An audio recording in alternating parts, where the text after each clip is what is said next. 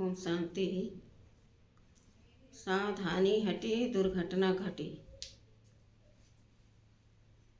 नैतिक कार्य, संस्कृति और सुरक्षित कार्य वातावरण को बढ़ावा देने के लिए विश्व कार्यस्थल स्वास्थ्य व सुरक्षा दिवस 2003 से प्रतिवर्ष 28 अप्रैल को मनाया जाता है। अंतर्राष्ट्रीय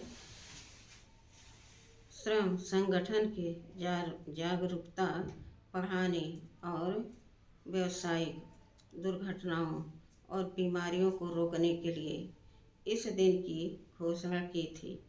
कार्यस्थल पर दुर्घटनाओं की उत्पत्ति कार्य तथा कार्यकर्ता से संबंधित दोषपूर्ण अवस्थाओं के कारण होती है। इस दुर्घटनाओं से उद्योग में भारी क्षति होती रहती है। दुर्घटना के कारण, तकनीकी कारण, व्यक्तिगत कारण, मनोवैज्ञानिक कारण, सुरक्षा नियमों की उपेक्षा आदि। उदाहरण भोपाल गैस त्रासदी 3 दिसंबर 1984। योग कर्मसु कौशलम। कार्यस्थल पर मुख्यतः 2 ही चीज़ें होती हैं। पहला व्यक्ति, दूसरा साधन। व्यक्ति उन साधनों का इस्तेमाल करता है और अपने कार्य को अंजाम देता है। व्यक्ति चैतन्य है और साधन जड़। तो जाहिर सी बात है कि साधन स्वयं कुछ नहीं कर सकते, न वे अपने मन से चल सकते हैं, न ही सही गलत व नफ़ा नुकसान का ख्याल रख सकते हैं।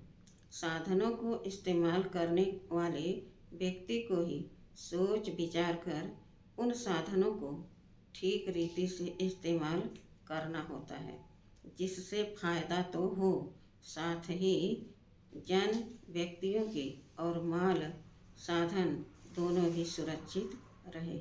अतः हम कार्यस्थलों में होने वाली दुर्घटनाओं के लिए पूरा तो नहीं, परंतु काफ़ी हद तक व्यक्तियों को जिम्मेवार मान सकते हैं। यदि सही परख शक्ति हो और सही निर्णय लिए जाएं, तो दुर्घटनाएं रोकी जा सकती हैं या कम तो की ही जा सकती हैं। गीता में लिखा है, योग कर्मसु कौशलम, अर्थात कर्म में कुशलता ही योग है। योगी वह जिसके कर्म में कुशलता हो। श्रीमद् भगवत गीता हमें कर्म योगी बनाना सिखाती है, जिससे कर्म कुशल बने, जिससे फायदा ज़्यादा और जान माल का नुकसान कम से कम हो। कर्मयोगी का एक अर्थ यह है कि व्यक्ति पूरा मन लगाकर काम करे, जिसे दूसरे शब्दों में हम माइंडफुलनेस या वर्तमान में सजग रहना भी कह सकते हैं। व्यक्ति की सोच भूत और भविष्य में घूम रही होने के कारण उसका ध्यान भटक जाता है और कहावत है, सावधानी हटे, ध्यान हटा, दुर्घटना घटी। व्यक्ति को कार्यस्थल तथा कार्य की संपूर्ण सटीक जानकारी होनी चाहिए, तभी दुर्घटनाएं रोकी जा सकती हैं।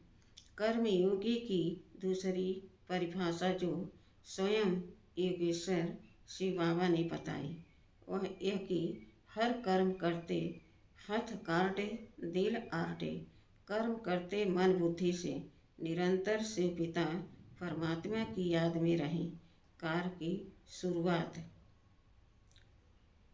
परमार्थी बनिए, पुरुषार्थी बनिए।